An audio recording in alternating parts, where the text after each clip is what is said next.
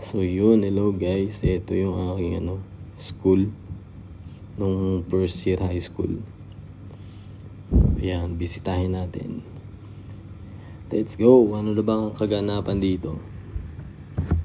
Yan. Uy. Medyo nabago na yung daanan niya. May banderitas pa. Siyempre, ayun, basura, tambak. Dati wala yun.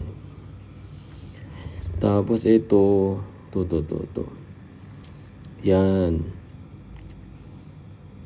Ano yan? Malakas na tindahan yan dati. Kung ano-anong tinda niya.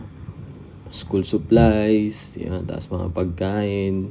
Ang lakas niyan dati. Tapos, tabi pa ng pinto mismo ng school. Ng daanan, I mean. Yan. Tapos, yun, may basura pa. Truck ng basura. At dito ako nakatira. Yan. So, tawid lang ng kalsada. Tingnan natin maigi. Yan. Adjust natin. Uy, sobra. Balik. Sobra. Balik. Yan. So, yan na lang talaga. Ang pinakamagandang spot. Yan. Yan siya. Yan pa rin. Luto pa rin ang tita ko. Yan. Bahay ng tita ko yan. Yun lang sa baba lang kasi yan. Yung sa second floor. Sa taas niya na yan. Bahay nung magulang ng napangasawa ng tita ko. Doon sila. Kaya maliit lang talaga. Tapos yung likod niyan mismo, eternal garden. So, hindi ka pwede magbutas ng pader. Yan.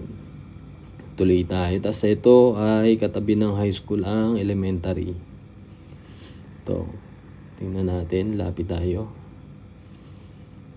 Yan yung dating tindahan. Ngayon, sarado na. Tagal na. Siguro mga 25 years na ako hindi nakakapunta dyan. Ayan, balikan natin. Doon tayo sa elementary. Go. Yan. Ito, yan, elementary. Pero hindi ako dyan nag-elementary. Katabi lang ng school. Oops, may CCTV na.